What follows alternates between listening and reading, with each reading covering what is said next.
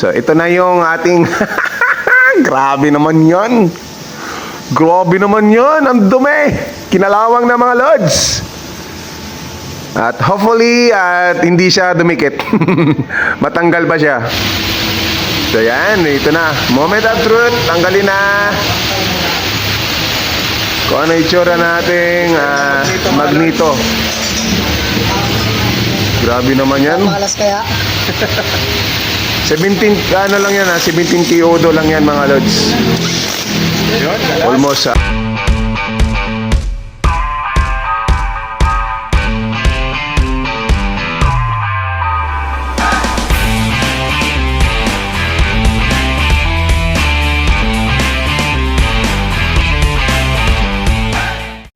Good morning guys. So my 27, it's my birthday. Happy birthday to me. So kailangan ni Naruto na mag-chinsaro. Yan, dito tayo sa may Motosentro, dito sa may Taguig. Ayan po yung kanila location. Sarado pa po sila. So katabi niya po si B-Boy Machine Shop. Then may EG Lugawan. Yan. So madali lang po hanapin yan. Yan po yung location ni Motosentro dito sa may Maricho Rodriguez Chinga Avenue, corner 12th Street. Ayan, dito lang yan sa may Taguig. Ayan o. Yan, papuntang C5. Ayan dyan. Dito naman po papuntang C6. Then may ano nito, ano bang gasolinahan to? Sea Oil. Ayan o. So madali lang silang hanapin. Motosentro. So first come first serve dito, si Naruto ang una. Then sumunod yung dalawang click. At pangatlo yung isa, yung yan, si Kuya. So apat na kami. So antabayanan natin mamaya pagbukas na si Motosentro. Salamat. Yan, nakapasok na. Dami. 2, 4, 6, 7 hanggang 10, kaya yan. So kakabukas lang.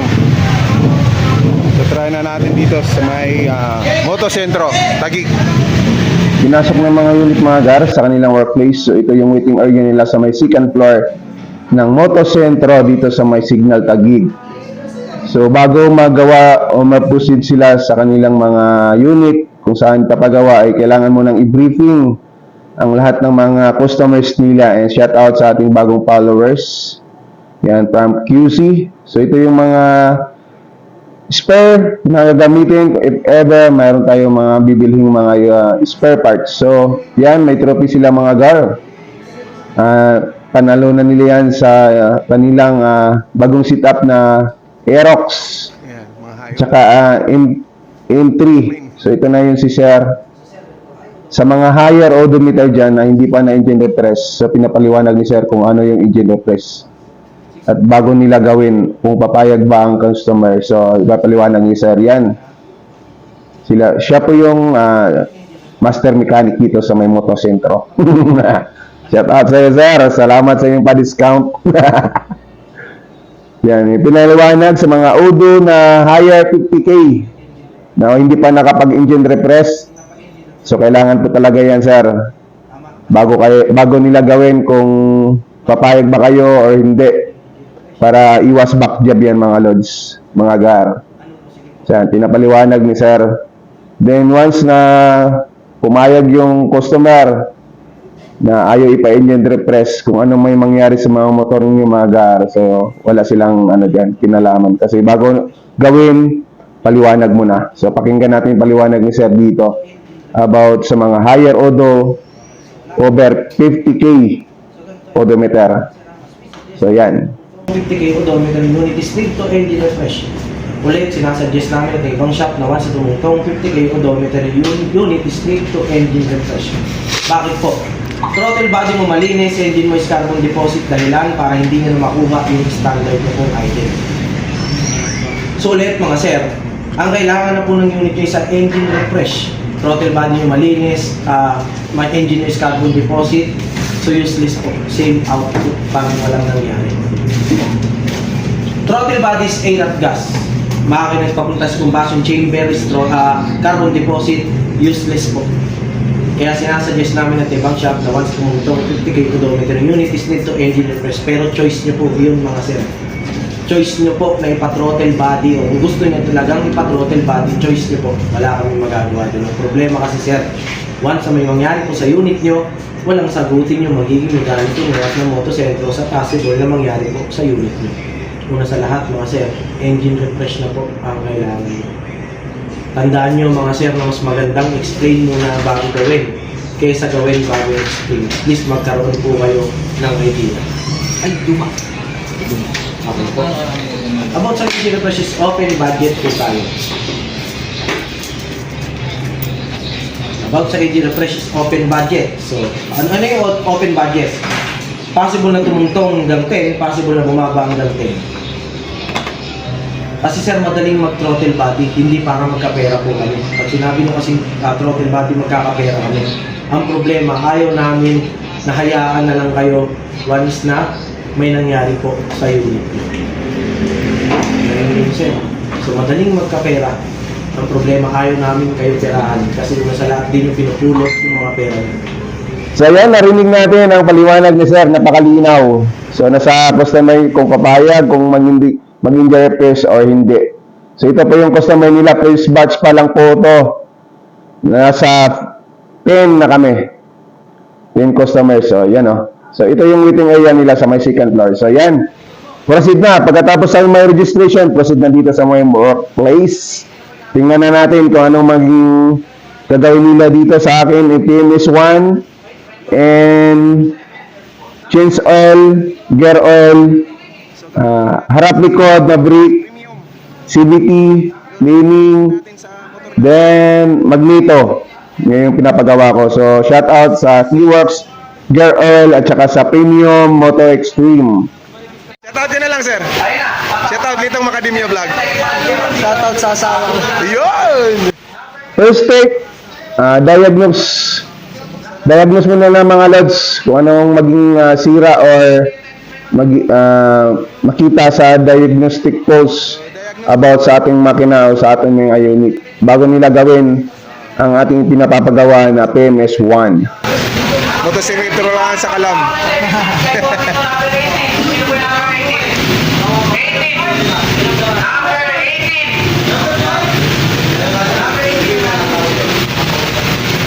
Unahan kita sir sa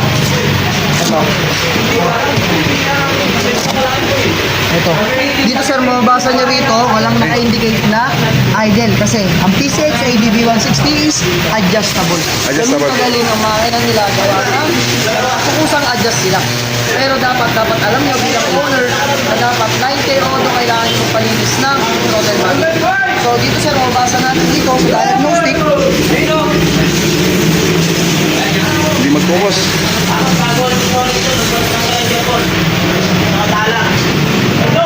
Babasahan natin yung sir ng data kung ano naman. Ano dapat na yan? Nakalagay. Sa pre-screen data sir, nandito nakalagay lahat ng mga kung anong sira ng motor mo. Ngayon, no pre-screen data. So walang sira sir. Okay, good. Walang ano yung ECU. Read DTC natin, yung current DTC, kung ano man yung mga current na computer or ECU. No trouble code. So maganda. Nice, nice. Store, dito naman nalalagay yung mga history ng mga sakit ng motor mo. Okay. So no trouble yun. So as of now, dahil bata pa lang yung unit mo sir, mas napakaganda pa lang. So engine gauge tayo sir, sa engine na tayo. So dito sir, okay naman lahat. Sensor 3.4, okay naman lahat. Engine speed sir, may idea ka ba sir sa idle speed na tinatawag or neutral ng standard Hindi, sir. 1,700 plus minus 100. So dapat naglalaro lang ng idle speed lang na 1617. 1617. So, try natin. 16 or 17. Gold start sir, 19. After, bababayan ng konti. Unti-unti bababa siya ng konti. Kusa sa bababa. Kung mapansin nyo kusa sa bababa, hindi ko ginagalaw. Wala akong ginagalaw. Kusa bababayan ng kusa. 16 to 17 yung pinaka-normal Normal yun sir. ng P6. Kahit ng Honda. Ay lahat ng Honda. Honda. Ang Yamaha naman sir, 1516. Ayan na sir. Pag bumababa, nag-rock 7. Kung sa yan, sir, wala akong ginagalaw, nakikita niyo. Kasi automatic siya nag-adjust. Self-adjust siya automatic.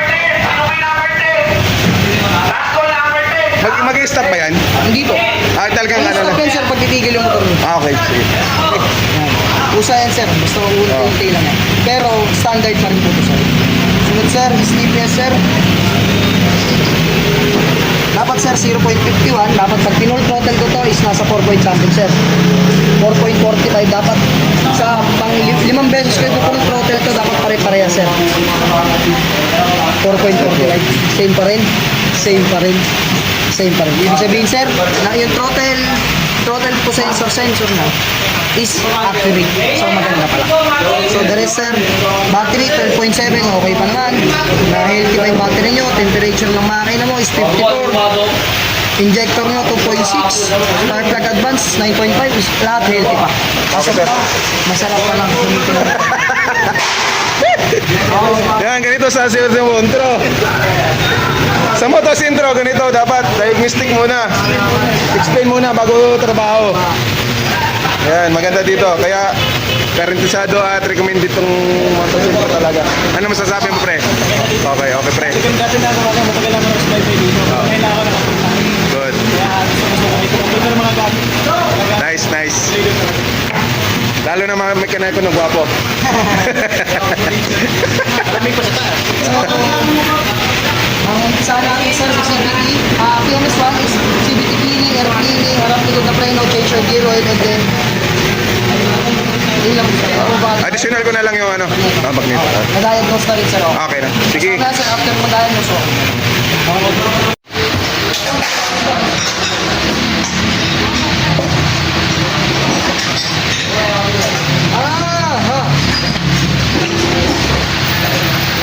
Kapalit ka na rin pala, sir, ng panggilid. Oo. Pati belt, palit na rin yan. Wala akong papalitin dito. O-ring lang. Perfect po ito na circle. Ngayon, ito po yung nakalagay dito ngayon. Ngayon, pag pumasok yung panlock, may agot na kagad. Ayun, So, yung bagong grasa, tatagas na kagad. Ayan yung dumi na yan. Ayan yung dumi na yan. Kaya dapat every palinis nyo ng panggilid, pinapalitan ko. So, O-ring. O-ring. Taas, baba. Nice. Saka ito, sir. Sira na yung sir. Kaya dapat every palinis ng panggilid, pinapalitan yung O-ring. Pag hindi pinalitan, palitan yung mekanika nyo. Alam niyo na. Narinig niya. Hindi pinalitan, palitan yung mekanika nyo. Kaya pala madumi. Kaya dumi-dumi Oo. agad. Kasi siyempre bagong grasa. Dapat Kaya- bagong O-ring din. Bagong pang-seal sa grasa. Sa grasa. So ano ba pinaka-advisable magpa-CVT cleaning, sir? 3,000 kay Odo. 3,000 kyodo. 3,000 ng Odo sa ano, kailangan nyo magpa-CBT. Yung talagang proper na ano. Proper po yun talaga. Standard yun. Kahit Standard. hindi nyo araw-araw ginagamit. Gamit. Sa 3K Odo. Nadagdagan sa Odo nyo ngayon. Kahit sabihin nating trabaho, ano lang, bahay trabaho, yan. Basta umabot ng 3K. Hindi siya Okay. nagpapalit ng grasa, nagdadagdag siya. Ayun. Yun yung masaklap. Namin, natanggal namin yung dating grasa para palitan ng bago. Ano yan? Galing, hindi ko na sabihin yun kung saan galing yan. Paranaque. Sila rin nagpalit nito eh. Oh, Sabi daw okay. nang ganyan. Please lang. Oo. Ayun na. Ayoko na. Sus! Sheesh! Ayan, nakita na natin ang dumi. Sira ng o-ring. Pinalitan ng o-ring mga lods, babat taas. At ito naman ang ating back brake. Tanggal na din. Then pati ang ating front brake pad. Yan, yung brake pad yan. Tanggal na. So the moment of truth, buksan natin ang ating magneto. Kung anong itsura na. Ang odo ko pala ng aking motor is 17.2 key. 17,200. So ito na yung ating Grabe naman yan. Grabe naman yan. Ang dumi. Kinalawang na mga lods. At hopefully, hindi siya dumikit. Matanggal ba siya? So yan, ito na. Moment of truth. Tanggalin na. Kung ano itsura nating magneto. Grabe naman yan. Malas kaya. 17, ano lang yan 17 TOD lang yan mga lods. Almost bahay trabaho lang yung tinatakbo niyan. So ayan no. So ganun na siya kinalawang. Good Spencer. So okay pa ating stator. So linis-linis na lang yan. Hindi ka naaandar. So buti na lang pinasama ko sa aking pag-PMS1 ang aking magneto. So yan mga gar, naka-ultrasonic na yan mga gar.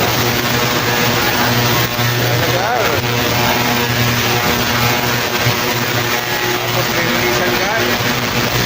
Ito pa gar.